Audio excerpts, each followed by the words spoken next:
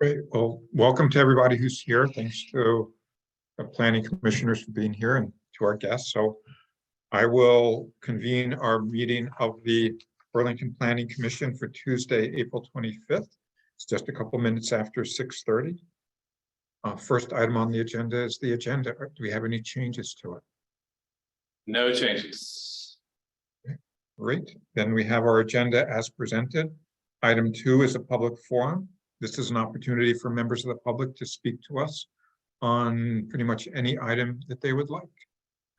Charles, do we have anyone to speak during public forum? We do. We'll start with Sharon Busher. And for those of you who are attending online, if you would like to speak, please use the raise hand icon at the bottom of your Zoom screen. I'll repeat this in the chat, but again, use the raise hand icon. We'll start with Sharon and we'll have a queue after that. So Sharon, the floor is yours. Thank you. So I'm here to talk about the CATMA's joint institutional parking plan. And I read the comments from Barbara Hedrick, and she has for years and years been very thorough in her review and finding some things that may be inconsistencies. And I do appreciate that from her. I really do. I think it's a lot of information, and you could understand why when you're compiling it, there could be some inconsistencies. But I think since it's a document that we look to for 5 years, it's important that the inconsistencies get clarified. So I just want to I want to thank her for that. I haven't seen Sandy in person for a long time, but I saw her on the screen, and you look the same, Sandy. I don't know how you do it, but anyways, you look the same. So having said that, I read the mission or the purpose of the joint parking plan, and I think we all know most of the purpose, but I wanted to tell you, living in close proximity to the university and to the hospital, some things that I see could improve.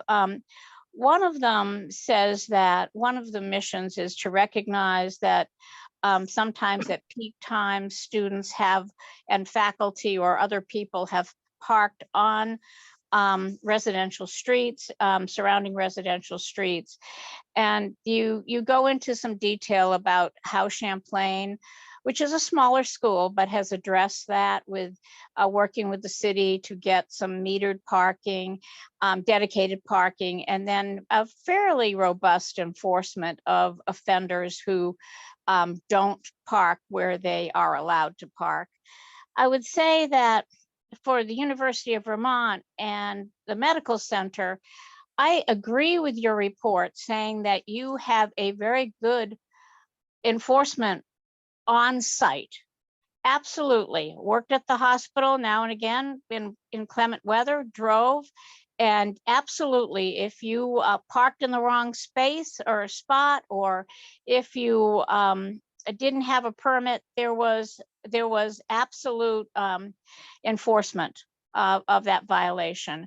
What I don't see, and what I know is not present, is that there are people who at least come to, there are two scenarios. One is people that come to the hospital who find it pretty onerous to pay for parking in the garage. And so they park on the side streets. They'll drop off a loved one to have a test, and they'll come and park on East Avenue, maybe other places too. I live on East Avenue, so I'm well aware of that. And, it's residential parking only, and it's not well enforced. Now I'm telling the world, but it's not well enforced.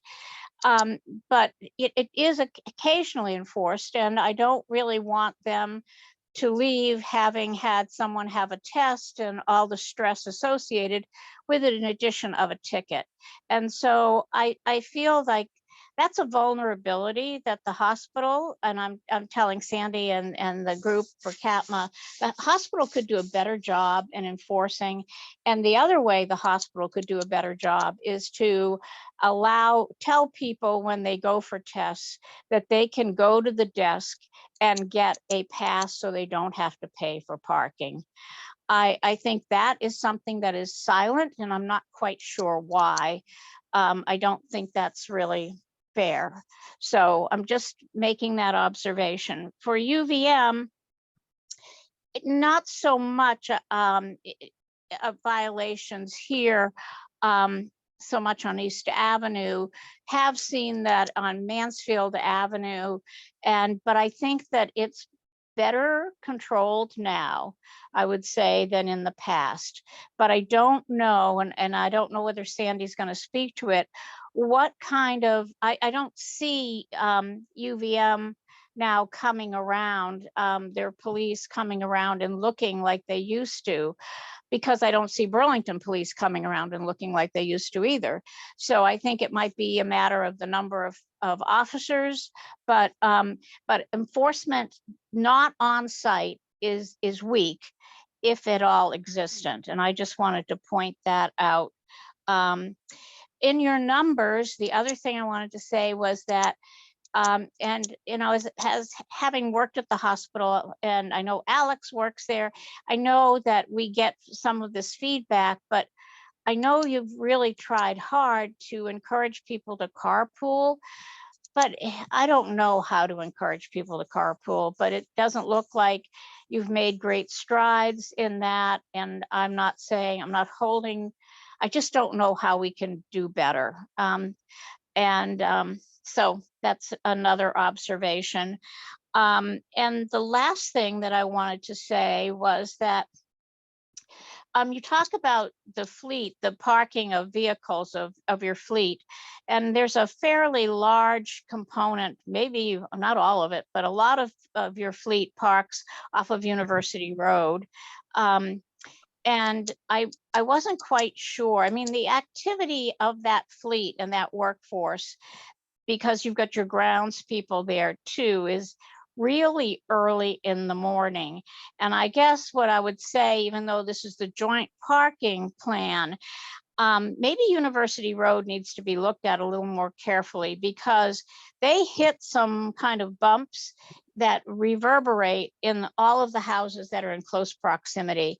And so it's, you know, I mean, UVM has not ever really been charged with a noise violation, but it's, you know, 4:30 in the morning is pretty early. I know it's in the summer, and in the winter, as you use that area to dump snow all night long, it's sometimes tough. It's tough to deal with that constant noise, if indeed you are obligated to go to work and be on at your peak performance. And when I was at the hospital, I'm retired now, but I still have a job, a different one.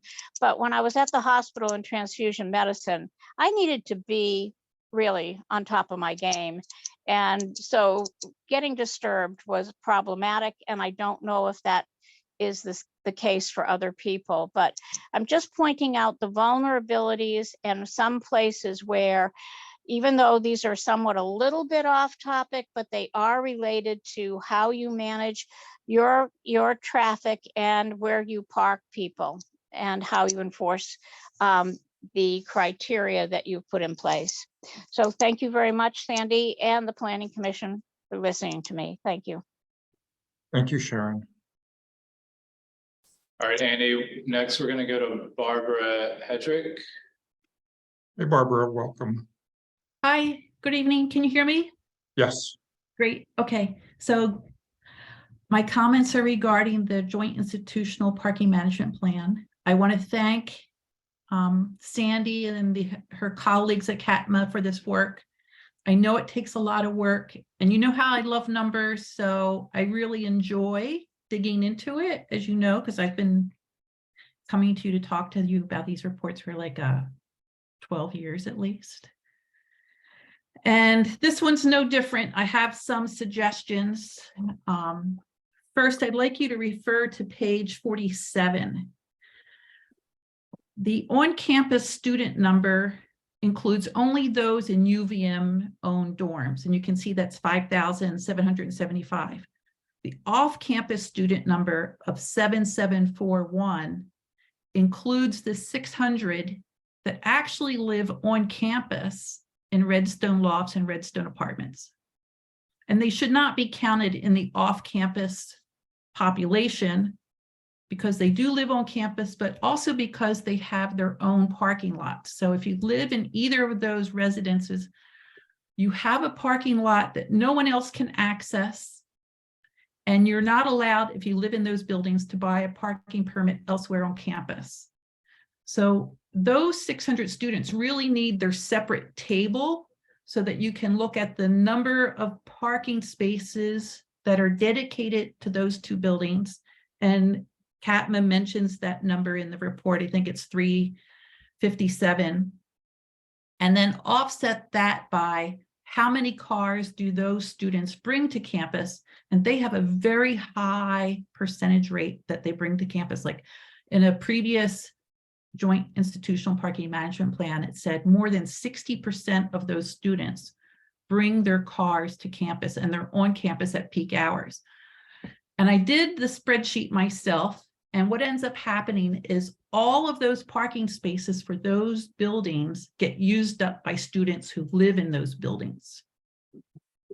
So going back to the table that is included in the joint report that we have in front of us, that bottom line needs to be totally deleted where it says there's a surplus of 1,357. Scratch that out, because you can't count those 600 parking spaces as though they're available to everybody else. They're a separate world into their own, and they're fully used up. And CATMA needs to reduce the off-campus student number to exclude the 600 students that live in those buildings. And that'll make it'll have actually a positive effect initially for what its demand is. It'll reduce it by about 100 and something parking spaces. But there's another correction that needs to happen to this table. And that is, there are some very restricted parking spaces on campus that need to be better reflected in this table. There are about 150 ADA spaces. Not everybody, the people that have permits can't use these ADA spaces, so they need to be pulled out from the parking supply. There are 74 15-minute parking spaces. So people with parking permits can't park there all day since it's only a 15-minute spot. And there are in addition to the fleet number, there's another 269 UVM business parking spaces. So your permit holders aren't supposed to park there. So that means that you have to take all those together, adds up to about 500. You have to reduce the parking supply by 500, more than what's showed here. And that means that the deficit today that UVM shows is minus 78. That increases to negative 578. So their deficit got larger. And where UVM says if we count ground lease spaces and they have a positive 301, that changes to a minus as well, and a deficit. And all these deficits are before we even consider the margin of error, which UVM says in footnote number 5 is 1,046 spaces. So if you take the margin of error and reflect that in these numbers, UVM actually has within its 95% confidence interval, a parking deficit somewhere between 1,100 and 1,500 parking spaces. Okay, so just based on the data alone, this report should not be, it can be accepted, but it should not be blessed and approved for the purposes that UVM submits it, which is to get a waiver from planning department and the DRB on any consideration of parking issues for projects that come up over the next 5 years. It's critically important that we look very carefully at UVM's parking supply and demand on projects over the next 5 years, because we're trying to implement TDM, and TDM is very different from our thinking 5-10 years ago. Instead of when we have a parking deficit, we don't necessarily want UVM to build more parking spaces like we did in the past. We want UVM to implement measures that keep the cars out of the city, have people who commute leave their cars at park and ride locations and take buses into the city, have students bring fewer cars to campus, and if they do, park them like behind the hotels at the interchange of I-89. Don't have those cars park in our neighborhoods, because that's just a spillover effect that this ordinance is supposed to prevent. The other thing that was really interesting when I looked at this data is UVM reduced the number of permits it sold to on-campus students by 500.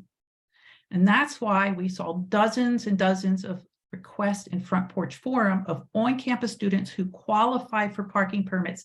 They weren't allowed to park their cars on campus. So they, again, that demand spilled out into the neighborhoods, on street, renting places from fraternities and filling up, 60 cars in the fraternity down the street from a parking lot, all types of arrangements.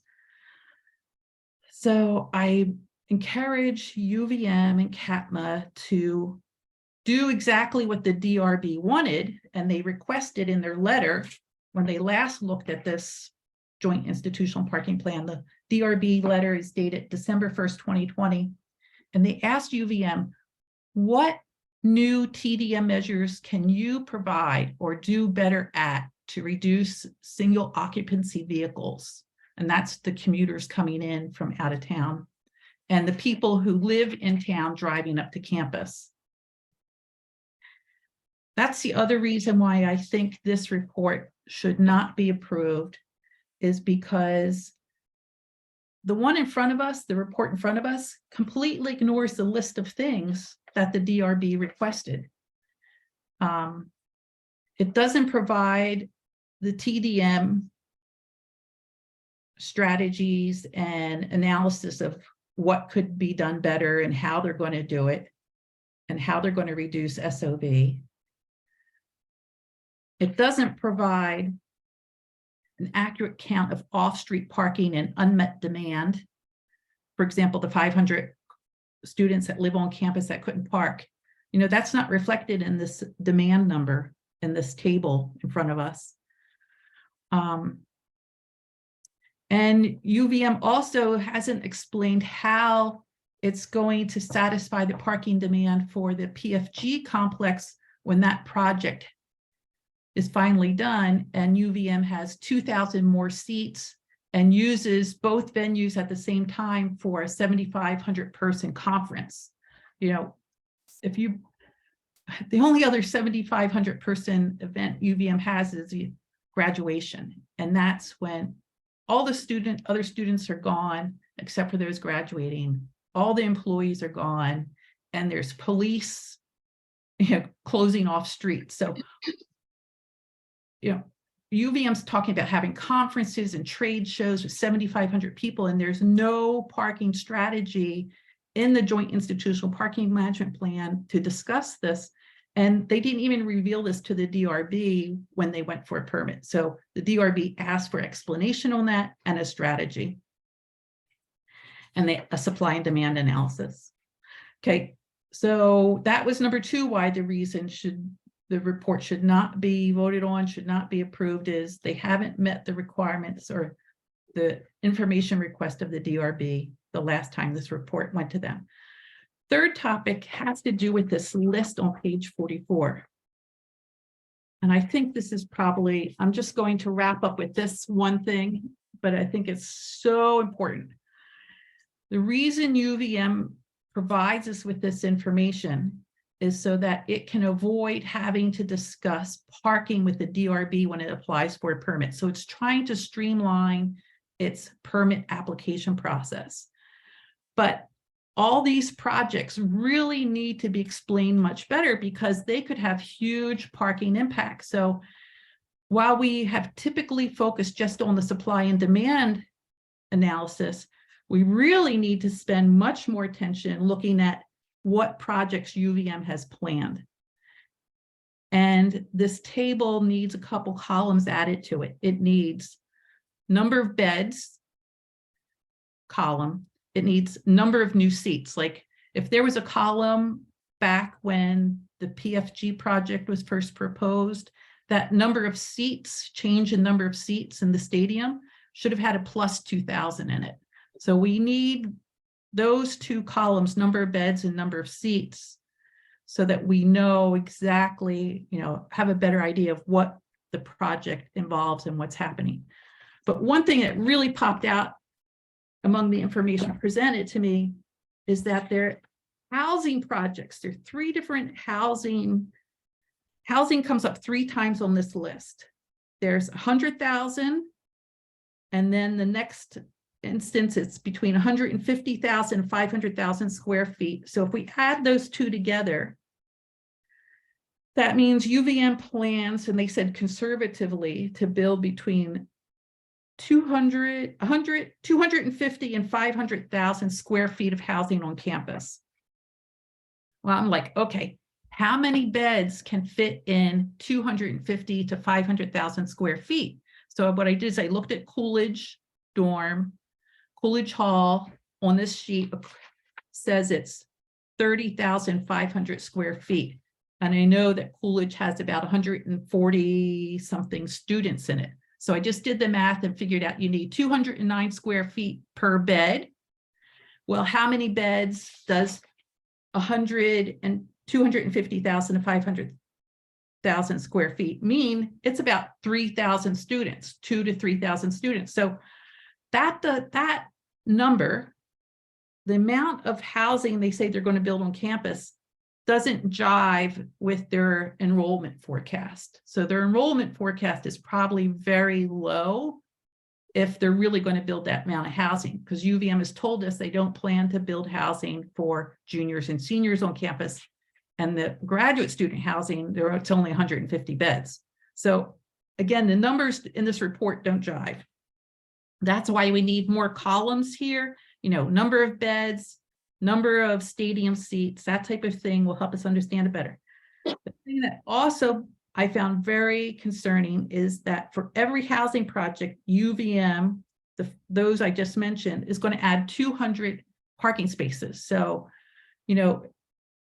all the housing projects listed on here add up to 590 more parking spaces, but we don't want students to bring cars to campus. We're trying to do TDM. Having more cars, student cars on campus is not consistent with TDM. And the DRB, by the way, cited City Ordinance Article 8.1.15.3 Roman numeral 4 as the basis for asking the Joint Institutional Parking Plan to include TDM strategies and what could be done better. Page 44 really grabbed my eye because it talks about Coolidge Hall coming down. And Andy, I know, your daughter lived there and you talked about how much it needs updated. So that's on the project list. And right underneath it is a residential housing project, but UVM doesn't tell us how many square feet. That's something that should be provided there. Tell us how big they think that building will be. But instead they tell us that they're going to be 190 cars at that building. Well, unlike the listings up above where there's a separate line for parking, this parking capacity is right with the housing. It's on the same line where you would put square footage, which gives me the impression that this is going to be a ground floor parking structure. And that is not appropriate for the Redstone campus. It's a historic site. So you shouldn't have 190 square foot parking structure on the first floor with dorms above it. Plus, freshmen don't use cars, so this is probably going to end up being a commuter lot. UVM has this parking strategy now where they're going to take their parking from internal campus and put it on the edge of campus. like Redstone, and then they're going to use buses to drive people the half mile to where they need to go on campus. But all those commuters drive 10 miles into Burlington.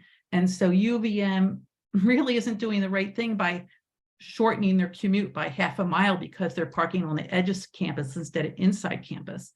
You know, UVM should instead be providing shuttles from outside of town into campus so that those commuters' cars can remain in their hometown at the park and ride lot.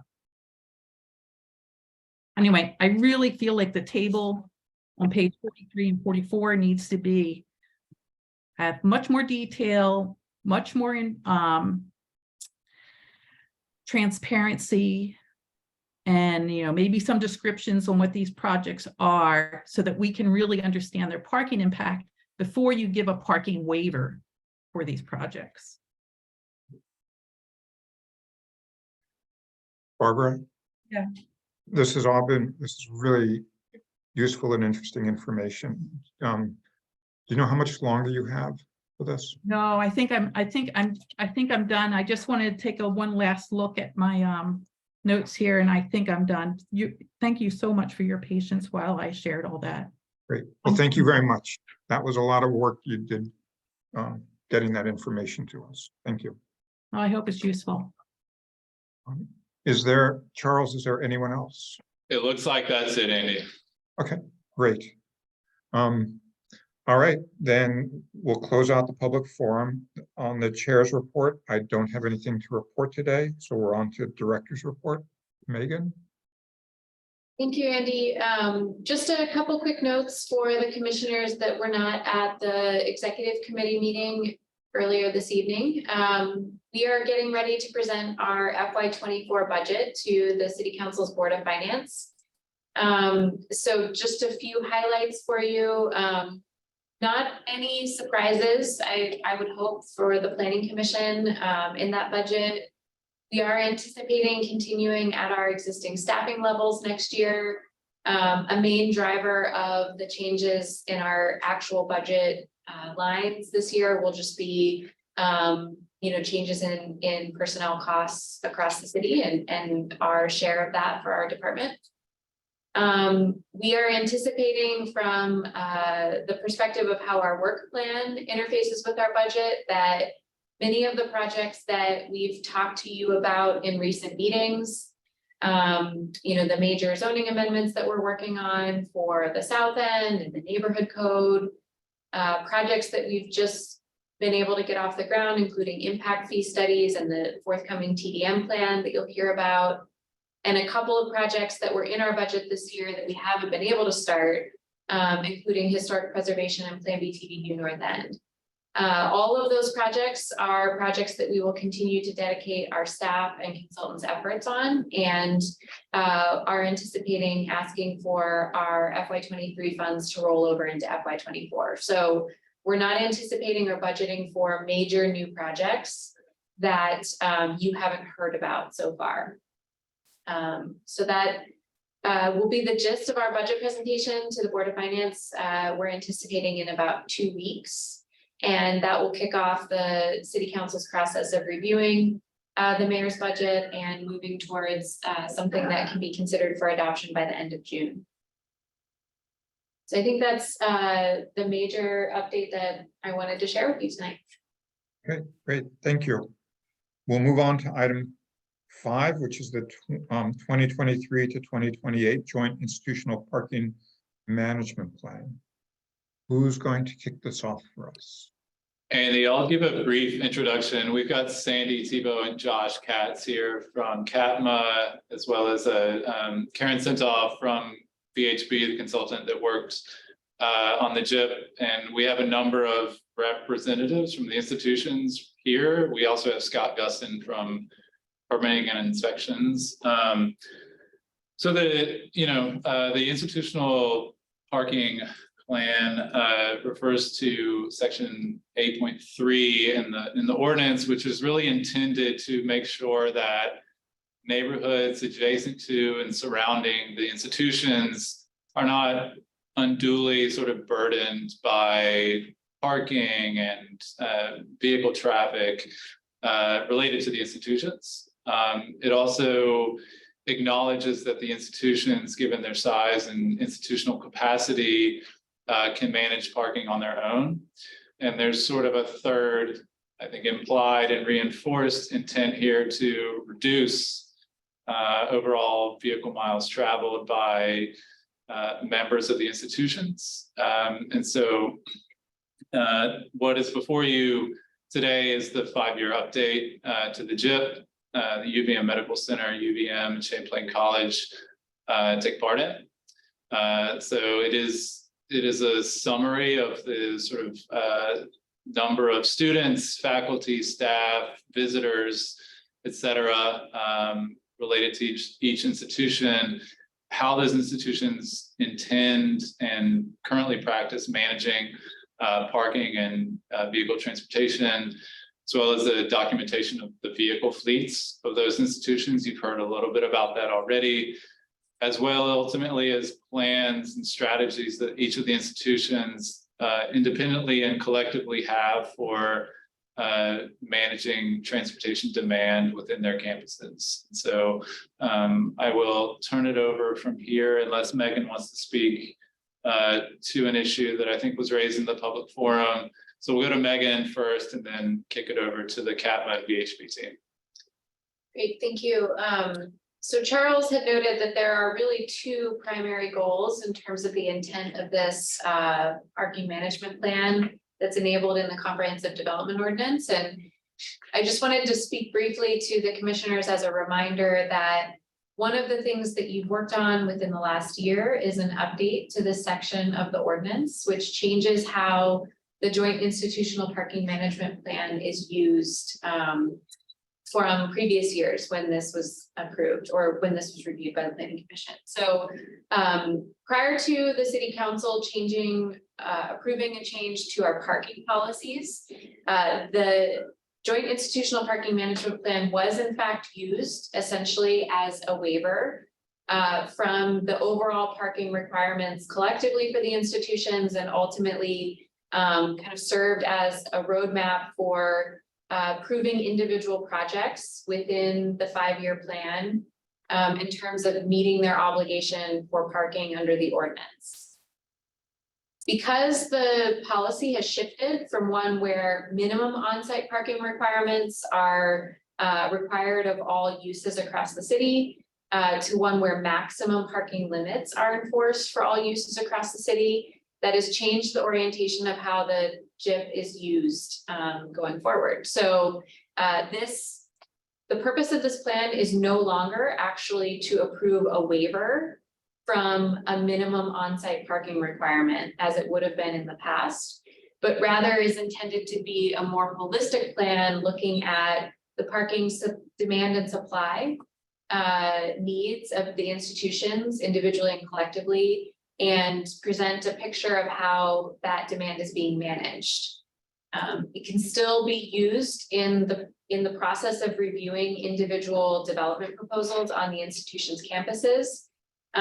You know, and there is language in the ordinance that specifically states that this plan needs to be reviewed and that we need to ensure that the projects that are coming forward for permitting are contemplated and are consistent with what's in the plan for them. But this, I think it's just important to note that this is no longer intended to be a waiver from any parking standards.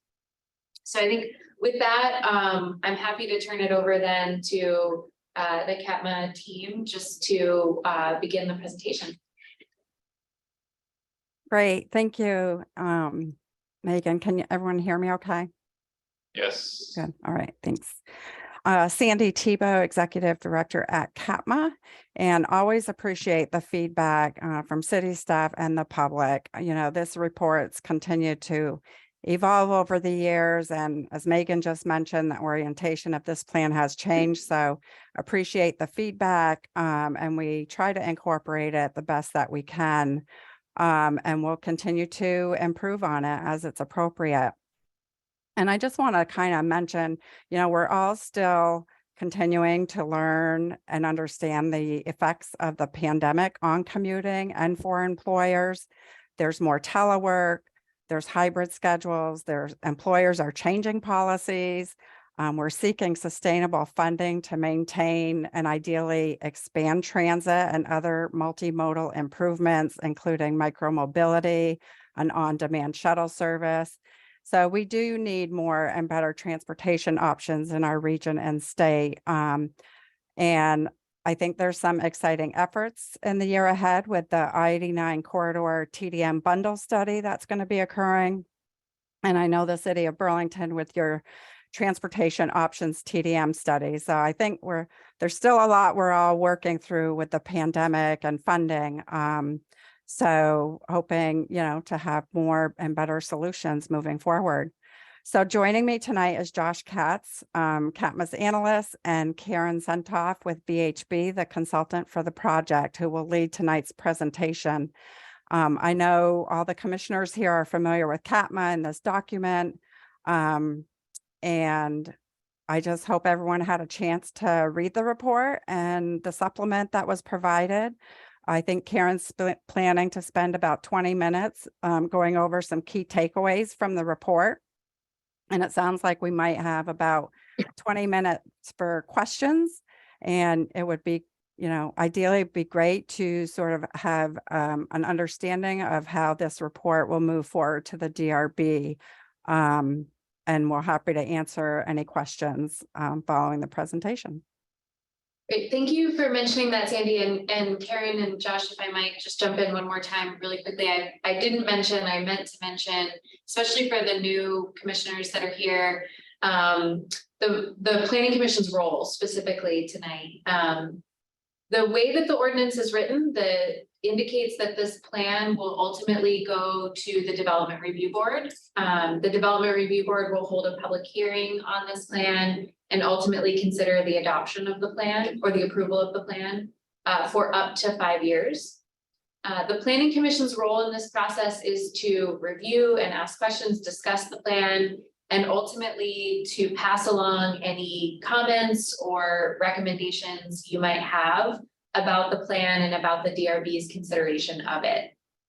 So this is not something that you as the commission are responsible for approving, but we usually have a lively discussion about the report when it's at your level.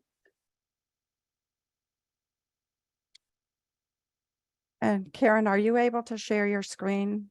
Do you have? I am, and I will get set up right now. Bring it. Give me 1 second. And Thank hope you. everyone can hear me. Yes. Just try to get your faces back here on the other screen. All right. Well, thank you all for the opportunity to speak to this plan and appreciate the comments that we've heard so far and really appreciate the feedback on this plan as has been discussed. This is an evolving plan that I've jumped into and tried really hard to be responsive to the updates to the ordinance, and you'll see in the front end of the plan, if you haven't already read through, how we tried to orient this particular document to be responsive to the ordinance and the pieces that really we're obligated here to convey. And on top of that, really appreciate the feedback that we've heard so far on yet other ways to improve this plan. So really appreciate hearing that, and hopefully we'll hear more through this conversation. So I'm going to try to be as brief as possible to take you through some of the high points, and then hopefully we can get into some good discussion. As Megan mentioned, the process here, just want to highlight that tonight presenting sort of the key takeaways. You all have a version of this that you're able to review in more depth. Then the Planning Commission will make some recommendations to the DRB regarding the document, regarding the plan, and then CATMA and myself will go to the DRB to present the plan and hopefully end up with DRB approval for the institutions going forward. A couple of new additions that you may not have seen in previous iterations. We've already had some discussion of the fact that this is no longer a plan based on sort of this policy shift that has taken place, no longer a plan that is requesting a waiver to not meet a parking minimum. And now it, I think, is a more expansive, holistic plan that the institutions can leverage to really demonstrate the collective and individual institutional approach to TDM, to reducing that demand for parking on campus, and making sure that that supply and demand is in balance, and the sort of methods and means for managing that out to a 5-year time horizon, but pretty critically also with an annual update to make sure that that sort of monitoring is occurring on a regular basis. So a few additions that we want to bring forward here and just highlight. That fact sheet that you see in the executive summary of the document really tried to pull forward those key pieces of information that are requested in the ordinance for this document, and highlight those pieces right up front so folks aren't having to dig through many pages of information to find that. We've also added some ITE estimates to that front end information. Again, just having another way of sort of estimating and not ground truthing here, but having another number to sort of hang our hats on in terms of what the industry standard would tell us if, say, we were sort of building up one of these institutions and trying to project out what the parking parking demand might be. So again, just sort of leaning on some other information that we could pull forward here, and have yet another estimate of what the demand might be for similar sized institutions across the country. And then one of the other pieces that we wanted to pull forward and highlight, there's a lot happening sort of on the infrastructure side of things, particularly around multimodal travel and transportation in the area sort of surrounding these institutions. So we wanted to highlight those projects and just sort of note that, those infrastructure investments certainly are going to help to shift folks, hopefully, away from single occupancy vehicles and towards other modes to meet their transportation needs, inclusive of folks that are destined for or originating from these institutions for their transportation. So highlighting those here, and one that falls off of this map but worth noting is the South End TOD that's sort of in the planning phases now, that again will create another hub in close proximity to some of the activity of these institutions within the city limits. All right, so really throughout this document, you see sort of two methods or two approaches to estimating the parking demand on campus. And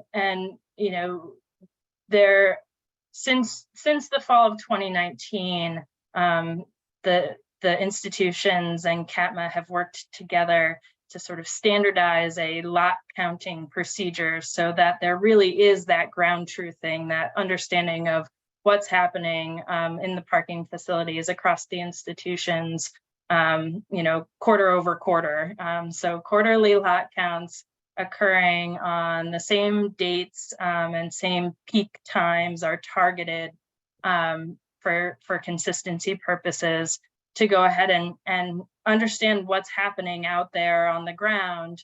The sort of one challenge to that is, yes, we can sort of report back over a period of time what the maximum sort of peak parking demand that was observed at the institutions was, but it's difficult to then project that out into the future. And so there's that sort of limitation of we understand and sort of can ground truth what's happening in these parking facilities today, but don't really have, a method or means to project that information out into the future. And that's really where we rely on the survey estimate and another approach to glean that information.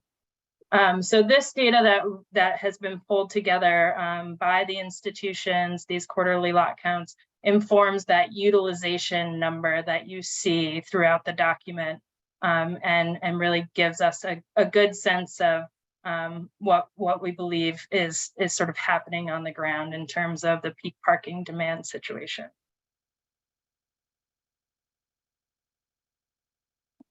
CATMA each fall is surveying the institutions and their other membership organizations to understand transportation and travel and TDM and sort of everything that's happening for the folks within their membership. And so this fall, there was a survey conducted in October, and here you're really seeing what the solicitation and response to that survey was. One of the things that was already brought to the fore was a relatively high margin of error on the demand estimates based on the survey data. And really that is a result of a slightly different sampling methodology here. I'm really trying to sample a representative slice of the folks on campus.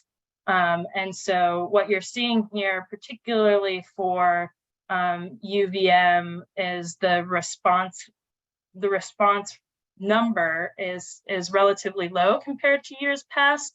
But there was a lot of effort to make sure that sampling was a representative sample of the folks that are on campus.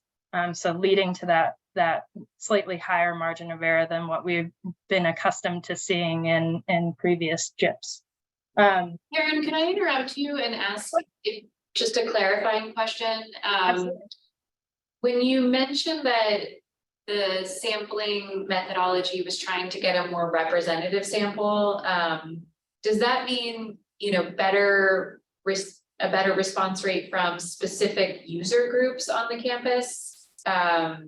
Could you just say what you mean when you mentioned that you wanted a more representative sample? And I may lean on Okay. Josh and Sandy for this one, Great. just because they're much more familiar with the survey instrument than I. Yeah, that would be great. Josh, are you there? Yep. Hi, everyone. Thanks for having us. I would say that how we get that representation is through all the weighting instruments that we use post doing the survey. So while surveying, we're not necessarily targeting certain user groups. It's a totally random sample of 1,000 students and 1,000 employees at UVM. That's how we did it this past year and the year prior. So no, we're not particularly focusing on any populations, but by using by weighting by things like gender and permit type and these categories, that's how we kind of narrow it down to try to get the sample that we're trying to find. Okay, thank you.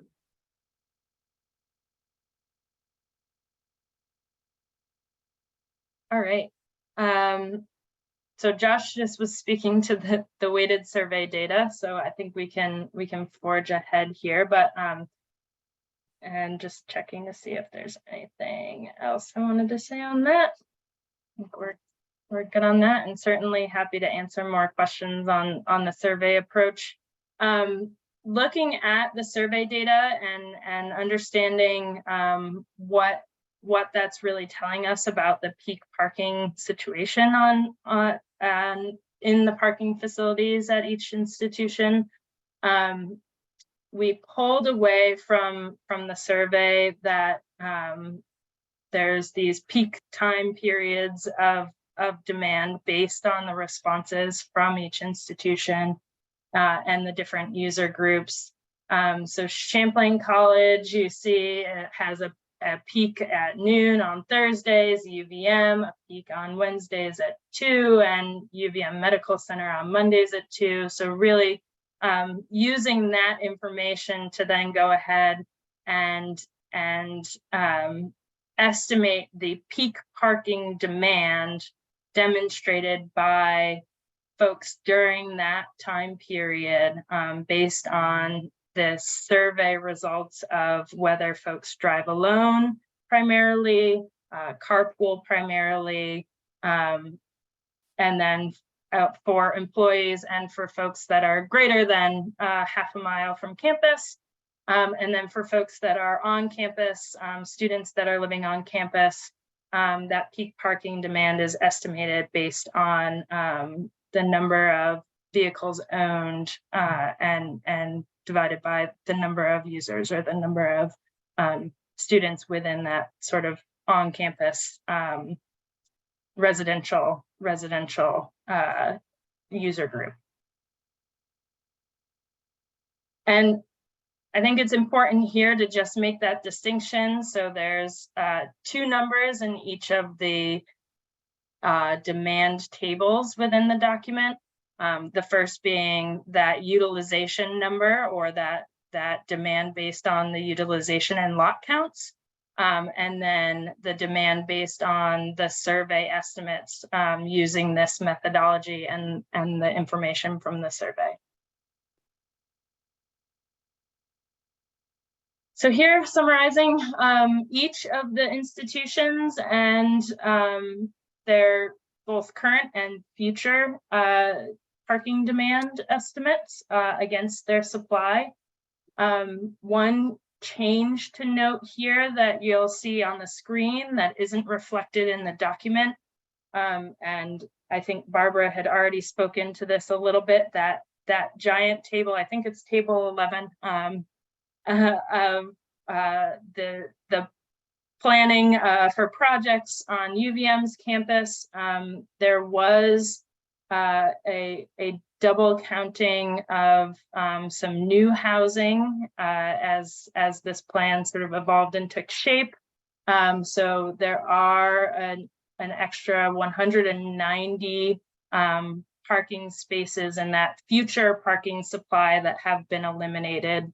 So our future parking supply is now 5,503 based on the sort of planning at the time of this presentation. And so just wanted to note that one quick change.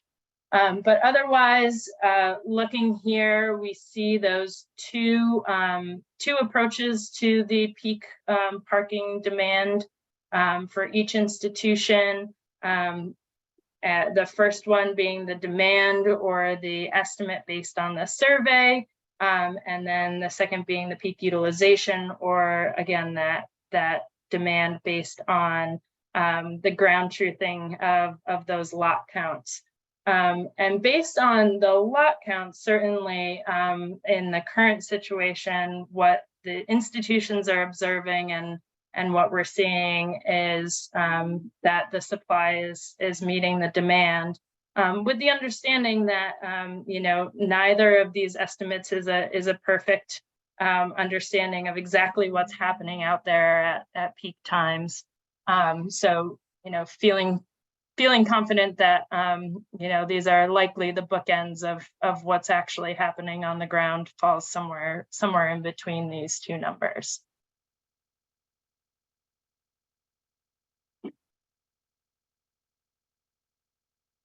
A few things to highlight here in terms of the collective TDM strategies. Really just wanted to bring these forward. CATMA works closely with the institutions on various strategies, programs, incentives, training services. There's also Car Share Vermont Campus program, which they help to facilitate, where membership can, folks on campus can have membership at a discounted rate. There's transit subsidies. So throughout the pandemic and throughout this fare-free transit, that's happened with Green Mountain Transit. The institutions are supporting Green Mountain Transit and plan to continue to support Green Mountain Transit and in serving their populations, and so that is planned to continue even if fare-free goes away this summer, yet to be seen. The bike share system is imminent. RFP is, my understanding is ready to launch, and so you know, we anticipate that there will be a bike share program again in Burlington, and will help to serve these institutions. The shared parking, UVM and the medical center certainly shift spaces between the two institutions to make sure that they're meeting their needs, and have that flexibility and work together to do that. And there's also offsite parking and shuttles serving folks by, you know, parking offsite and shuttling them to their final destination on campuses. So all strategies that the institutions are collectively working together on here. Highlighting some current conditions, so we'll dive into each of the institutions and sort of take you through the current conditions and then what we've projected for future conditions. I won't belabor this. I just want to make sure that folks are aware of this information within the document and certainly can dig in more detail. But here, seeing the Champlain College, the drive alone trends over time since 2000 on the left-hand side. Certainly seeing those folks that are sort of on campus within a half a mile at that low rate, just over 10% drive alone rate, versus, you know, folks that are maybe commuting further afield, both the student population and employees. And then here on the right-hand side, you're seeing the mode split. So, you know, looking particularly post-pandemic at that telework number. So folks might not necessarily be working from home 5 days a week or full-time or as their primary means of quote unquote travel. But certainly a lot of folks are leveraging that as an alternative mode, and we see that consistently across the institutions, but wanted to highlight that alternative mode here, just above 30% for Champlain College. Current conditions continued here. So looking at the parking utilization trends over time. So again, noting that those lot counts started back in fall of 2019. So looking at the history of that data, certainly can see the dip in the pandemic with utilizations down around 30% through that. But then when we look at the uptick here in sort of the last semester and a half, we see that you know, that utilization is actually falling below what the pre-pandemic levels were. So worth noting that piece. And then on the left-hand side here, seeing that parking demand for the current situation here on Champlain College's campus, where, you know, based on that count data, we're at a surplus, that peak count data over the past calendar year, we're at a surplus of 215 spaces. And based on the survey data, we would be at a net negative here of 99 spaces. And again, really relying on the fact that we're likely falling somewhere in between there when we're looking at what's happening on the ground.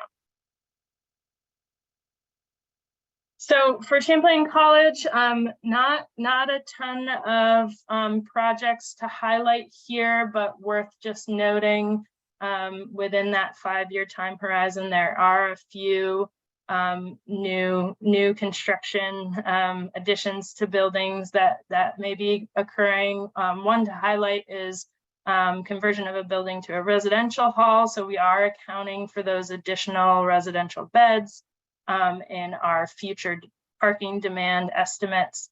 So here seeing, you know, based on sort of the conservative slice of if everyone's behaving the way they are today out into 5 years, not really taking any credit for any of the TDM that we anticipate is sort of working against the parking demand number here.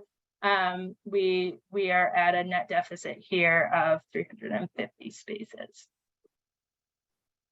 And worth noting that Champlain College has implemented some unique management strategies. I think most of those are highlighted in the document, but certainly happy to discuss those in more detail. So Champlain College, just a few highlights on the TDM measures that are in effect, and certainly others happening, but wanted to just key in on a few here. Workplace flexibility, really getting at the telework piece and formalizing policies around that. They've long had a sustainability action plan, but more recently have been involved in the Sustain Champlain campaign, really getting at climate initiatives and how to reduce single occupancy vehicles on campus. Active transportation plans, again, longstanding, and parking policies, and certainly a little more of a unique situation over on Champlain's campus, slightly smaller population than maybe some of the other institutions, and doing some unique things to manage their parking situation there. Jumping to UVM, again, here just highlighting the drive alone trends on the left-hand side over time, starting from 2000. And here really seeing, on campus, folks are really not driving alone, which is great, and expansion of some residential housing, a few more residential beds. We account for that in the future demand equation. And so, more folks on campus that aren't driving alone really is a boon here in terms of TDM really taking hold. The drive alone for employees and for off-campus students, or folks that are more than a half mile from campus, at slightly higher rates here, but still seeing that sort of general downward trend for off-campus students, for folks coming to class, has dipped over time. So worth noting. Again here, I'll just highlight for the mode split, that telework number is pretty substantial as an alternative mode. And I think, again, we're seeing this on UVM's campus, that ability to have some flexibility. So maybe folks are driving alone to campus 2 or 3 days a week, but the other days are telecommuting. And so worth noting that piece is happening at each of these institutions. In terms of UVM's parking utilization trends over time, again, we're seeing, on the right-hand side here, that dip during the pandemic, and then through this last school year, those utilization rates are, back up to some normal, but not as high as what we were seeing pre-pandemic. Worth noting that piece may have something to do with that telework piece. Here we are seeing, and I think Barbara spoke to this a little bit previously, we are seeing both approaches here, both methods. So peak demand based on the survey data, peak utilization based on those counts, and then looking at those numbers against both the UVM managed parking supply on campus, and then accounting for those ground lease spaces. And here, Barbara brings up a good point about breaking those numbers out in more detail, but we're assuming that the on-campus and the on-campus students, those folks that are using those ground lease spaces are sort of lumped into that user group, so that 5,775 folks you're seeing here. I have a question about this table. Mm-hmm. So in the report, it says that there's a margin of error of more than 1,000 which seems like 20%. It seems like awfully high. Can you talk about what that actually might mean? Sure. So margin of error, as we noted, when we were looking at the number of responses for UVM, those numbers were fairly low compared to previous years. So getting a relatively high margin of error just based on the population that we're able to look at here, to come up with the percent of users that are parking at those peak times. So smaller sample by which we're doing that, so larger margin of error as a result. And here we could look to those peak demand, both in UVM managed spaces or in UVM plus the ground lease spaces. If we're looking at those numbers, we would see essentially a plus or minus of those 1,000 spaces if we're relying just on that demand estimate based on the survey data. And here's where this lot count data really, I think, helps to paint a more holistic picture of what's likely happening out there, because we can lean on that utilization data to see that the demand based on the survey results is not telling us the full story here, and the utilization data can sort of provide that ground truthing. And we did add a margin of error for the utilization data work based on all of the lot counts over the year, to be able to point to that. And I think that one for this was plus, or not going to remember off the top of my head, so I probably shouldn't say, but probably plus or minus 200 spaces. So on top of that, surplus of 1357 in this table. 217. Thank you. That's helpful. That gives me some good perspective. Appreciate it. Definitely. Okay. Looking to the future at UVM, so this table 11, highlights the anticipated projects sort of coming down the pike for the time horizon of 5 years here. One of the changes that I did already highlight is we had accounted for some future student housing inadvertently twice here. So those extra 190 spaces that didn't have a lot of clarity about what the project was, down at the bottom is eliminated here. So we end up with a change in parking over this time horizon of 638, which is reflected in a new table you will see on the next slide. And here, really just to highlight, what has been included in previous JIPs or not, but appreciate the feedback to potentially expand this table to give a little more detail. And I think, one more quick change that just to highlight is the time horizon for the Torrey Hall Edition Voti lot is a little further up than what's in the document. So want to just make sure we're transparent about that change.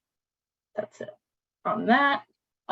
So UVM future conditions, again, an updated version of the table 13 here, eliminating those extra 190 spaces. So we're at a total UVM managed parking supply of 5,503 spaces based on that projection. Here we're accounting for some increased residential beds on campus, which gets us to that 6,375 users in the on-campus student user group.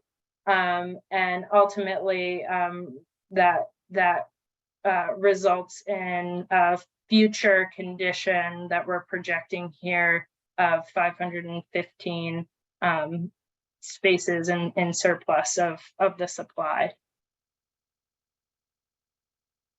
Couple of highlights in terms of TDM for UVM. Again, that telework piece, so new procedures in place as of 2021, longstanding active transportation plan. They do have a facilities sustainability plan, but have just last week released their comprehensive sustainability plan. I have not dove into the depths of it yet, so don't know all the details, but know that, you know, one of the key goals in terms of transportation for that plan is to reduce conventional single occupancy vehicle commutes from the 2019 baseline. So definitely new and hot off the press, and not fully synthesized in the joint institutional parking management plan that you have in front of you, but certainly another key component to this and what UVM is doing going forward. And then green fleet vehicle procurement procedures are in place, so turning over their fleet to be greener, and thinking strategically about where that fleet is on campus. Jumping to the medical center, again here seeing that drive alone trend over time since 2003 was the first data point, or excuse me, 2001 was the first data point that we had for the medical center. And here, you know, seeing us hovering around that 60% drive alone rate, slightly smaller mode split in terms of telework here, but understandably given the nature of the work that happens at the medical center. Drive alone trends, you know, primary mode for a lot of folks driving alone, but the medical center has a lot happening in terms of satellite parking and shuttle services, worth noting, that sort of tend to get lumped into those categories in terms of mode split, and then a fairly robust carpool program worth highlighting here. In terms of utilization trends, have been pretty consistent even through the pandemic, maybe a slight dip, but otherwise sort of stayed hovering around that 80% mark.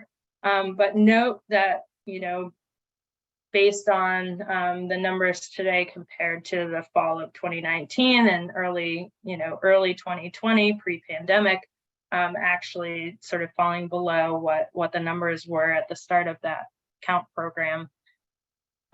Peak parking demand here, certainly seeing a surplus both in terms of the demand estimate based on the survey data, and the utilization based on the lot counts. So seeing both of those providing a surplus in parking compared to the supply today. And not a lot changing for the medical center in terms of projects or you know, any other anticipated shifts in population. So generally staying the course, and you know, implementing TDM as they can here. So again, telework procedures for folks that can telecommute for what they're doing at the medical center in support of the medical center. Those procedures went into effect in 2021. The carpooling program continues to be popular and you know, is a mature program that folks are engaged with. Updated the parking policy in 2020, and they have a long-standing active transportation plan, and certainly some other things highlighted in the document like bike parking and other pieces that they're actively engaged in.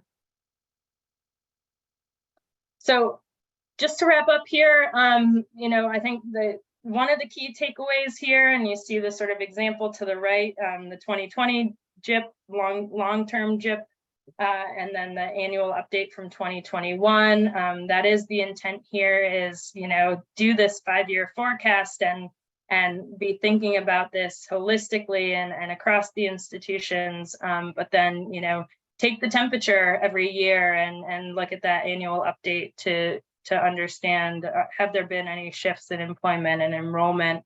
What are the updated parking utilization numbers? Do that monitoring piece. Any changes to TDM or monitoring of TDM that we can account for and look at more carefully to understand the efficacy of the efforts that are happening at each institution.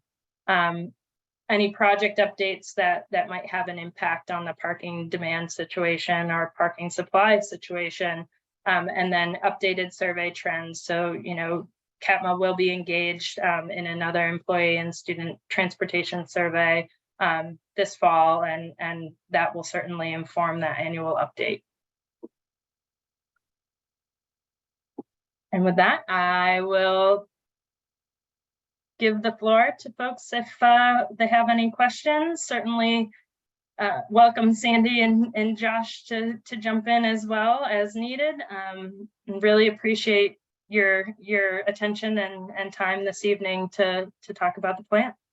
Thank you, Karen. I just wanted to say thank you to Karen and Josh and all the institutions. It's really a team effort putting all this document together, and great job, Karen. Thank you.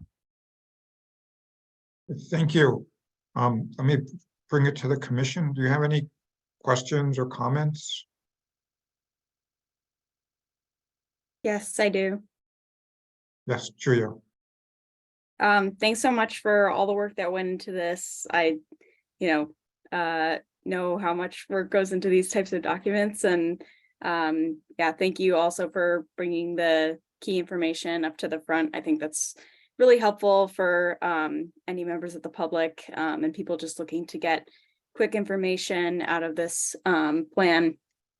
Thanks for clarifying the what went into the survey and what exactly you were looking for in terms of representation from that and how that relates to the utilization metrics that you were citing in the presentation. I'm still trying to understand why there's such a big difference between those two numbers for Champlain and for UVM. I think it's for all three. There was a, big discrepancy there where the utilization is a lot less robust than the demand. So I'm curious about that. And then also, I want to thank Barbara for her comments. I think that was super helpful in summarizing I think the need to provide more itemized, a more itemized look at the different types of parking that's needed on these campuses. And I am curious what it means to just talk about demand as one number, because obviously the demand for residential parking is a lot different from the demand for commuter parking. And, of course, there are specific types of spaces for, ADA access and things like that, that I know are all wrapped into that single number focused on demand. And I know they're focusing on peak times as the, way of figuring out the total numbers that these institutions should shoot for, just, as a very basic first metric. But I don't know if it's the role of this document to provide those more itemized looks at the different types of parking that's available, but that's definitely a lingering question for me. Also, I appreciate that, UVM and UVM Medical Center are broken out into two. I think that's important. I also wonder, because they are spatially contiguous, if there are opportunities for shared parking among those institutions, or if, these three entities have any shared parking agreements at this time. With Champlain College, they have their separate area in the South End. And I think it seemed like the report was treating demand for Champlain College all as one figure, but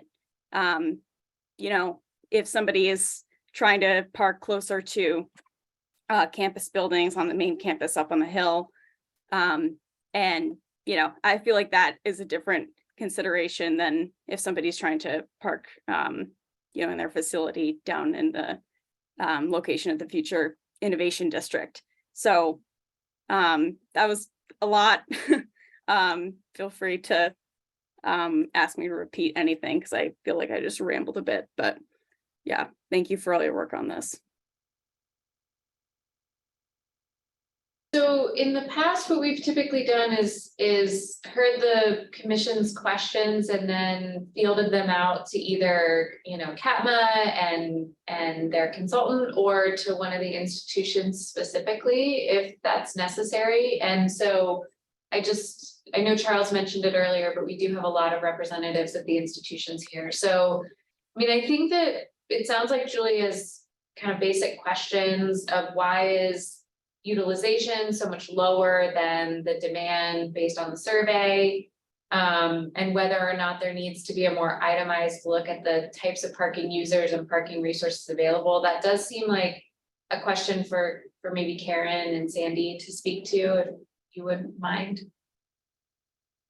Yeah, I'll take a shot at the utilization piece, and Sandy, Josh, please feel free to jump in. But one of the things that we don't fully glean from the survey just based on sort of having a consistent survey instrument over the years, and sort of the understanding that the world has changed a bit over the last couple of years based on the pandemic and how we're working.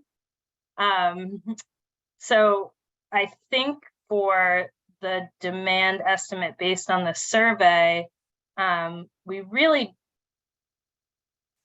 the way in which the questions are asked about your primary mode, we sort of have to go with what folks are self-reporting as their primary mode, with the understanding that you know, a lot of folks are working in sort of this hybrid, you know, telecommuting some days, driving to campus some days, maybe making use of other modes of transportation other days, or carpools other days.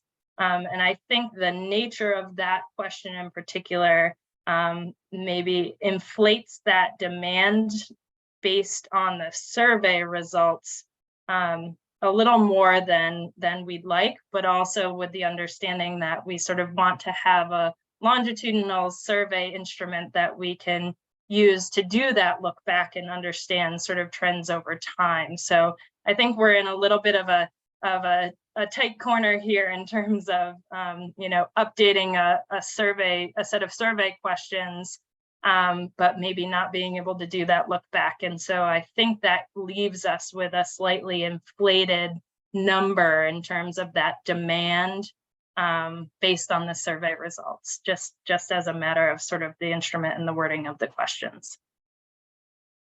Thanks, that's helpful. Julia, did you? I do think that the question of whether or not the demand should be looked at on a more localized level for different areas of campus is something that I know is a question has come up in previous years. And I think the answer to that, Julia, would largely depend on each institution's policies. So for example, you mentioned, and I think Elena Fox is here from Champlain if they would like to speak to this point, but using that specific example of the Champlain campus, in the South End, there are both parking spaces for the users of that building, but there's also large amounts of parking that are serving users from other parts of the campus. And so I think the purpose of this plan is to be a bit more fluid in terms of, you know, taking into account the different policies, who has access to parking permits on the campus, and how the different facilities are meeting needs across the entire system rather than at the individual sort of building or sub-campus level. Because I think most of the institutions don't really work that way directly. I don't know, Elena does have her hand up if she wanted to speak to this. Yeah, hi everyone. Eliana Fox here from Champlain College. That's okay. I'm a transportation coordinator here. I've been here about a year, so still this is sort of my first time interacting with the JIP in this capacity. And Julia, I'm not sure if there was a sort of a specific question in there, but I can speak to sort of the makeup of that big lakeside parking lot, right? So it not only serves the employees in that building, but it also serves employees on our main campus, right? We have a shuttle system that shuttles employees from that sort of commuter lot up to meet their offices on main campus. Same thing for sort of commuting students who want to choose to park there. They know they can find a spot for free and then take the shuttle up to main campus for class. And then lastly, the back half of it is all for our residential students. So it is sort of all of that mixed use packed into one. If you have any other questions, I would be happy to. That makes sense. I actually just am not, familiar with that area and how that building is used. So that's helpful to know that that parking lot is used, for the whole institution effectively. Yeah, totally. And yeah, just for context, I mean, the building is mostly administrative, although there are definitely some classes that take place down there. Our esports center is down there, which is sort of a growing attraction for sure. But yeah, for the most part, like the top 2 floors are office sort of administrative. And then I think the last question that I heard in there was whether or not there are any shared parking agreements. There are some shared parking agreements, and I think that information was reflected in some of the data and narrative about spaces that are being leased back and forth between UVM and UVM Medical.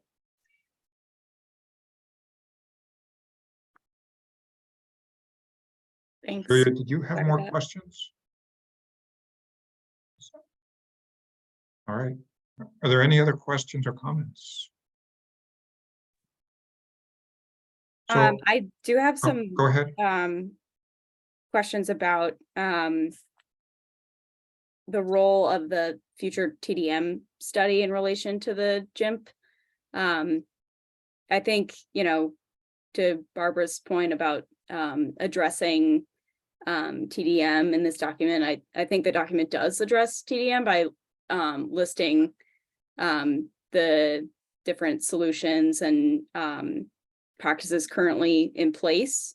And my understanding is that the new TDM study will focus more on, expanding upon those solutions and looking at it on a city-wide scale. But it would be great to hear Megan or Charles speak to that and, what the role of this specific document is related to TDM.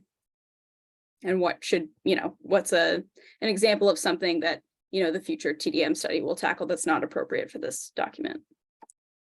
Yeah, I could speak to this a little bit, and I think it's important also when we think about this document's role specifically.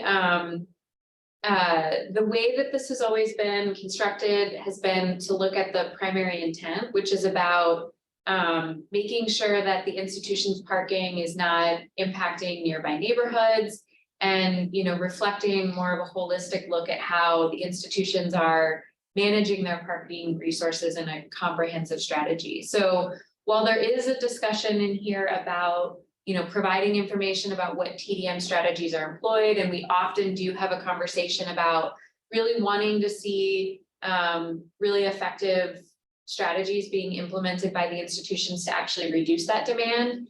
The role of this plan is not to demonstrate how that demand is being reduced. It's really about demonstrating how the demand is being met. So I think that, as we think ahead to the transportation options study, and what we hope will be kind of a synergy with that report, is for us to think not only in the context of the institutions, but citywide, what are our goals for TDM? Right now, we have requirements in other contexts that developments provide TDM plans. And I think you may remember from our discussion and work on updating the parking ordinance in particular, we had a lot of conversation at the city council level about, needing those TDM requirements to be grounded in a goal. Is it to reduce VMT? Is it to reduce parking demand, what is it that we're trying to achieve with those TDM strategies? So hopefully that work will help us gain more clarity about what it is that we're trying to achieve at the citywide level. And that could potentially inform updates to this section of the ordinance that deals with parking, TDM, and these plans in terms of what might be part of a future plan. But I think at this point, really what we've looked at is how is the demand being accommodated through these comprehensive strategies on campus?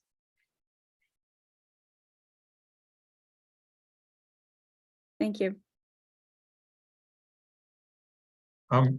During the public forum, Barbara gave a lot of examples of where the data could be refined or some of the parts could be broken out a little bit.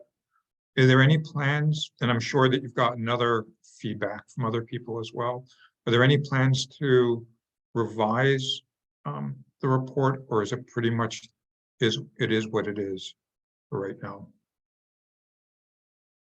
I wowould say I haven't seen Barbara's, if she provided something, I haven't seen that. So if someone would forward that, or if Barbara wants to forward it, which she's done to, given us in the past, we can look at that internally and determine how and if and how and what we can incorporate, on what's appropriate. But she did bring up some excellent points, always does. So if someone wants to forward us that communication, we can take a look at that and incorporate.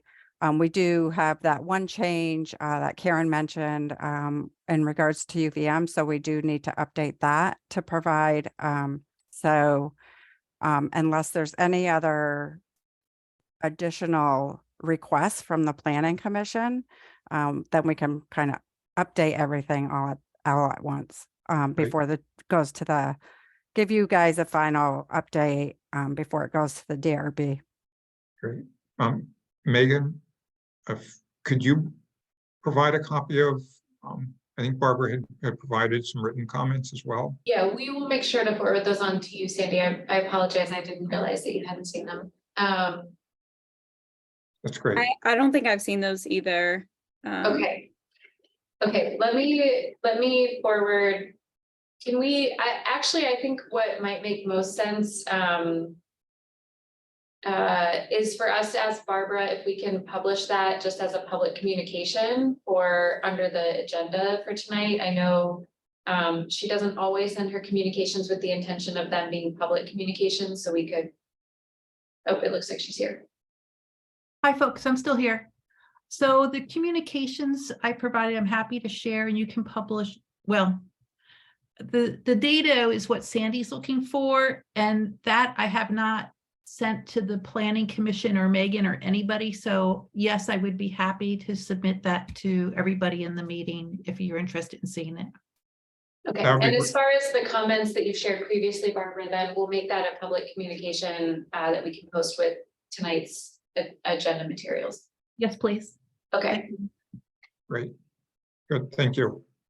Can I just ask one last question? Sure. I guess is we have talked about, the streets surrounding the campuses that are unregulated, and think we had talked about maybe trying to coordinate some counts on the street with the city, depending on staff and resources.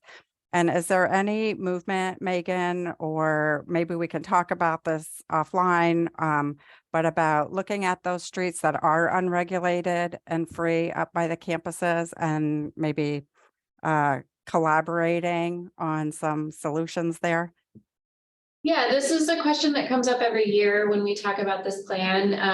And it's certainly a conversation that I've personally tried to help advance the last couple of times this plan has come forward. And I think one of the challenges remains just our own public works team's capacity to do those on-street counts at the same time. Particularly this year, there's been a lot of turnover in our transportation planning team, which would be the team that would do a lot of that work. So I'm happy to once again kind of raise that question. I think our team in previous conversations has been really interested in that being collaborative, both not only from the sense of having those counts done at the same time, but collaborative and from the sense of having resources that could help support the city's efforts to go count the streets, particularly because we're looking for institutional users, you know, in those counts. So happy to continue that conversation, but that has not happened so far. Thanks. Okay, great. So is there anything else on this item? Sounds like what we could expect is an update at hopefully some soon to be future meeting. Julia? Yeah, I do just have one other question. I'm wondering if some of the UVM representatives who may be on the call could comment on the enrollment statistics that are in the addendum. And I mean, I know this is a separate item, but I can't help but think about the Trinity campus. And I assume that, you know, if that were to come online in the future, that would be wrapped into a future update, you know, annual update. But I'm just wondering if the UVM staff would want to comment on that. I'm not sure who's on the call. So both Claire and Lonnie Raven are on the call. We just tried to promote each of them to be a panelist so that they could speak if they'd like to.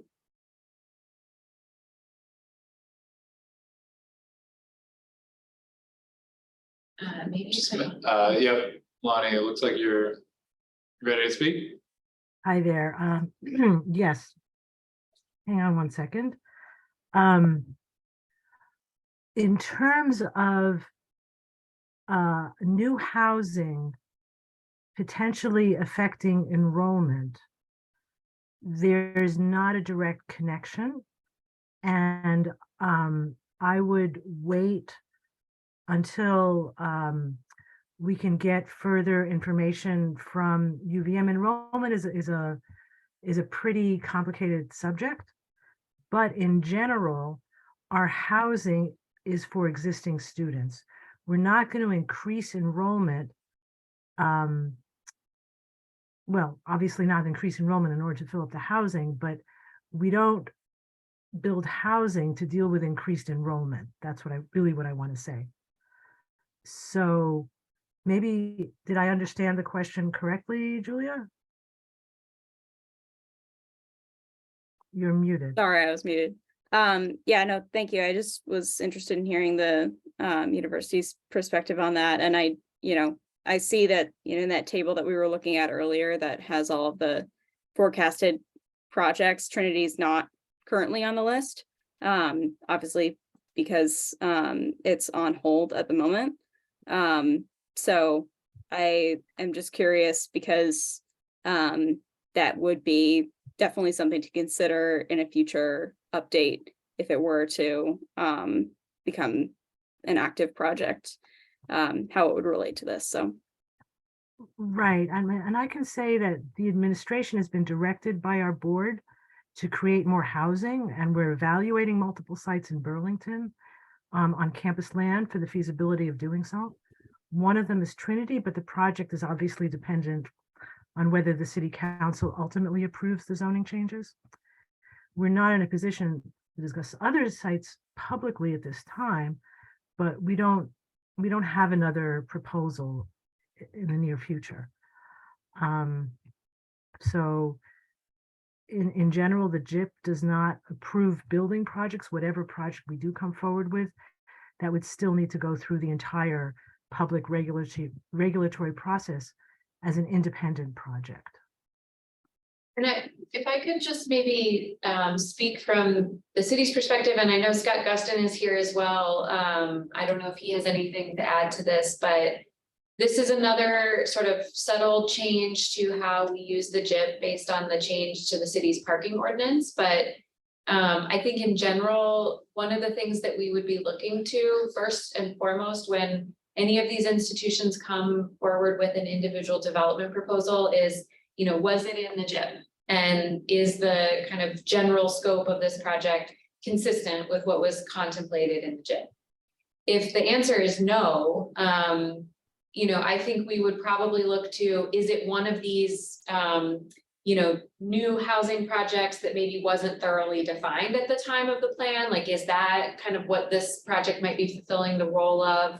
And if it's actually not something that was in the JIP, it would be something that would be required to be part of an addendum, an update or an addendum to the plan, and ultimately then included in future annual reports to the plan. So I don't know, Scott, if you have anything to add to that. In the past, those projects had to be considered completely independently, and there was a section of the report that spoke to that fact, in that they were required essentially to lease new spaces because there was a project that hadn't been contemplated in the JIP that needed to meet its own parking requirement. So that's a subtle shift in how this works now.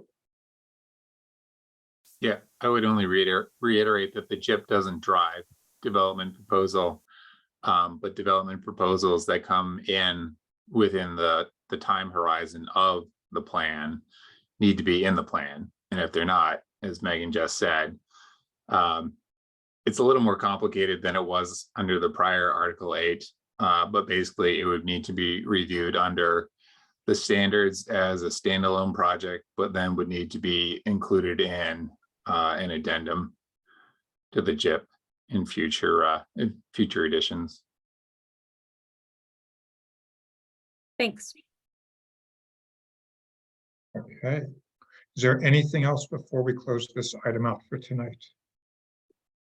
I think, Andy, typically in the past, the staff has helped the commission start to put together a communication to the DRB with any considerations or recommendations that you might have. So I think if there's anything on the minds of the commission tonight that you would like to share with us, that would be really helpful. Otherwise, that could be the topic of a future discussion. Ultimately, we're looking for some kind of, position from the planning commission before this can go to the DRB. Do people want to start providing comments tonight, or do you want to do it at our next meeting where we talk about this? Just seeing how people are. My sense is the next meeting might be better, but Alex. Okay. I agree with you, Andy. Okay. Sure. And Megan, perhaps you and Charles could start formulating some of them and just hearing the discussion tonight as well. Although you may want to wait. Yeah, I It's think really we'll up to you. probably wait, because I think Okay. the majority of what I've heard have just been questions, not so much any kind of forward-looking recommendations. So Okay. we'll make sure that we have ample time for that at our next meeting. Okay, and at our next meeting, let's be ready to help provide some comments to Megan for that report. All right, good. Well, thank you. Thanks for the folks who did the presentation tonight. That was really informative, and really appreciate the work that you've put into it. And we look forward to a continuing discussion. Thanks for listening. Take care. Thanks, everyone. Thanks. Thank you Bye-bye. all. We'll close that item, and we're on to item 7, which is proposed CDO amendment ZA-23-04, temporary structures. I'll note it is getting late, but I actually don't think this discussion will take that long, is my sense. You would like to go ahead with it then, Andy? Unless there's pushback from the commission, I think that would make sense. That sounds great for me. Okay. Yeah, you just have a quorum, so as long as we still have the quorum, we'll be good to go. Okay, then who wants to open this up? Sarah's gonna introduce this item for us. Okay. All right, can everyone see all right? Okay, great. So this amendment came back to us back in winter when Zach Williamson of BCA reached out to us after running into some issues about the BTD winter market permitting. So, all right. The market's 8 weeks long, or 8 weeks in City Hall Park, running mid-November to late December. And current regulations state that temporary structures can only be placed for up to 10 consecutive days or 30 days within a 12-month period. And one of the main issues that has come up with this are the sheds and the bathroom. The sheds are installed to kind of create a safe wind blocking structure for the artists as well as their merchandise. And last year, the market was only approved for 11 sheds from November to December for 30 days due to the 20 sheds and bathroom being over the Article 14 standards of 600 aggregate square feet. So in terms of what we've kind of gone over and considered, there were two options. We could adjust the Article 14 standards to increase that aggregate square footage allowed for structures, or change the Article 5 citywide standards for temporary structures to exempt the need for a zoning permit altogether. And just really quickly for clarity, the first option there that was considered would have actually changed the total square footage of structures that could be permanent structures within these types of parks within the downtown form code. And ultimately, because we were not talking about a use of the park or structures in the park that are intended to be permanent, we were not sure that this would be the best route. So we instead looked at the temporary standards that Sarah's going to talk about. Thanks, Megan. And the approach is similar to the amendment passed in 2020 that related to temporary tents, which you see at the bottom left of this table, and that allowed the placement of structural tents for non-residential purposes without review or required permit for up to 180 days, obviously based on fire marshal permit approval. And that was, if you all remember, I don't, it's not here, but it was during code for expanded space for distancing. And this is a very similar approach. This proposed amendment would provide for the placement of temporary structures for non-residential purposes in civic spaces, as well as all enumerated City of Burlington parks, which are all listed in the Code of Ordinances, without review or required zoning permit for up to 60 days, provided that the structure is approved by the fire marshal. We did talk to Burlington Parks about. We pulled them into this conversation. They're really open and interested in, they were really interested in expanding this outside of just the civic spaces and into those parks. And I believe it covers, and Megan, correct me if I'm wrong, not yet Moran Frame, and it does not include the skate park as well. So the reference here to enumerated city parks are just all of the city-owned park properties that are called out in another section of the city's Code of Ordinances. That's duplicative of the ones that are civic spaces in our downtown form code. But there are a couple that Parks is working on adding to that Code of Ordinances. So that includes the Moran Frame area of the waterfront. Yep, so that's essentially the amendment. I do have two quick corrections for the amendment language that I can switch up, unless anyone has any questions. Yeah, let's see if there are any questions about the sort of purpose or the proposal, and then Sarah can mention the two really minor technical corrections here. I think one of the corrections that you have is dealing with my question, which is the 60-day period within what time frame? And it looks like you're suggesting within a 12-month period. Yes. Yeah, so that was one of the questions. Is there also like a number of structures that would be allowed, or is it just open-ended? We have it as open-ended right now. Okay. I have a more general question. Are we talking about just like only within the zoning space, or, you know, do you need a permit from city parks if I want to put up a, you know, a waffle shack for 30 days? I mean, great question. The short answer is yes, this is only dealing with the zoning permit aspect of things. So you saw in the language that there's a specific reference to making sure that there's sign off of the fire marshal that, you know, we felt was something really important to make explicit here. But yes, anytime there is vending or other kind of uses of city parks, there are permits that are required, fees that are required to be paid. So all of that would be applicable. Cool. Thank you. Outside of this. Any other questions? Julia? Yeah, is Church Street a civic space or not? No, Church Street is actually considered a public right of way, and that any vending on the public right of way is actually handled by the Church Street Marketplace Commission. Okay, yeah, just making sure, because I mean, I think that it's in a different category because, yeah, as you said, right away, there are Yeah. sometimes trucks there. Yeah, different space. Could you remind us what the civic spaces are, other than the parks?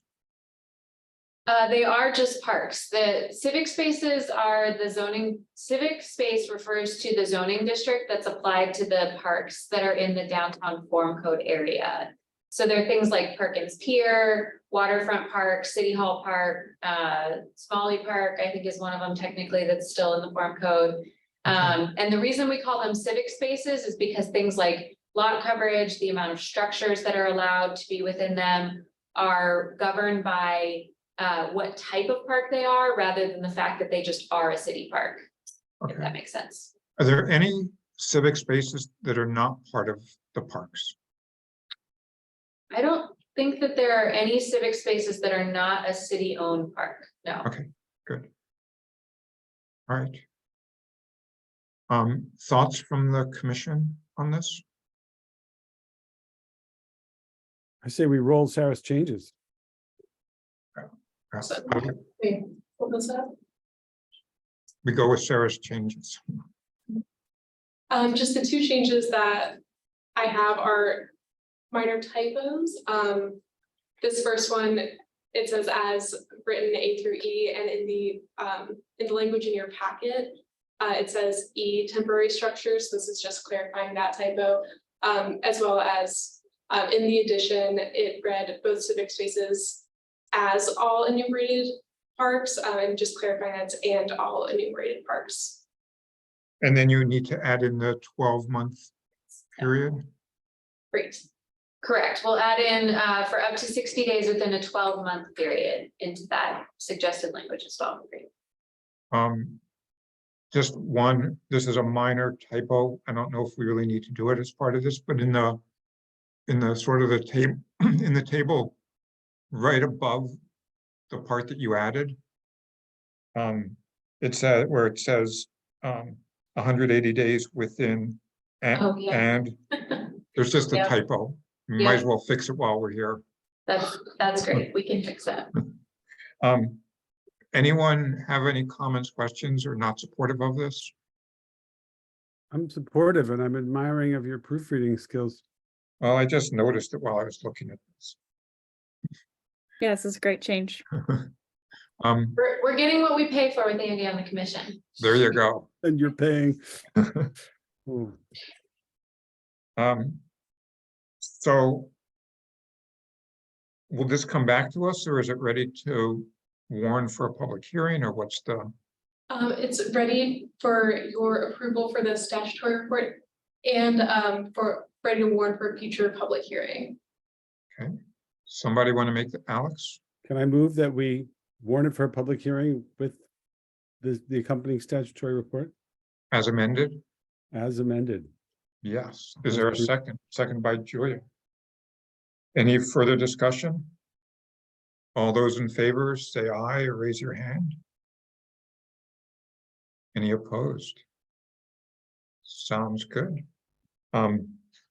So we'll have this warned for a public hearing and we'll close out this item. Thank you. Item 7 is commissioner items. Any commissioner items? Julia? Just an update. I am joining the youth board of the Champlain Adirondack Biosphere Network, which is a UNESCO program that applies to this region and part of the Adirondacks, and the technical, the actual biosphere region extends into Canada, but the jurisdiction does not. But basically it's a group that's comprised of some UVM professors, Paul Smith's professors, and that's coordinated by the Lake Champlain Basin Program and the Champlain Valley Natural Heritage Partnership program. I think I have that right. And it's just a coordinating group that works on a variety of sustainable development initiatives around the region and tries to marshal funding for student projects and other research projects all related to sustainable development. So I'm hopeful that they have some regional and municipal planning projects underway, but I'm really curious about ways that their initiatives and their work can make their way into local development policies. So I'll keep this group updated on that. And we did have a meeting today where they said that they were interested in presenting to groups that were interested in that. They did just present to the Department of Forest, Parks and Recreation, and that went very well and was good to just share about how their initiatives overlap. So if this group's interested in that, I think that could be interesting. But yeah, I'm joining that group as part of their youth board, which youth actually, according to the UN, you're youth until you're 35. So I guess I'll be that for a while. But yeah, excited to get involved with that. Great, that sounds great. Thanks for sharing that with us. Anyone else? All right, we'll close that item. Item 8 is minutes and communications. Is there a motion to approve the minutes and accept the communications? Motion by Alex, seconded by Julia. Any discussion? All those in favor of the motion, say aye or raise your hand. Any opposed? We have our minutes and communication, and item 9 is adjournment. We have a motion to adjourn. Motion by Julia, seconded by Alex. All in favor of adjournment, say aye, raise your hand. Aye. Thank you. We stand adjourned. Thank you, everybody, and we'll see you at the next meeting. Take care. Thank you all. Have a good night. You too. Bye now. Bye.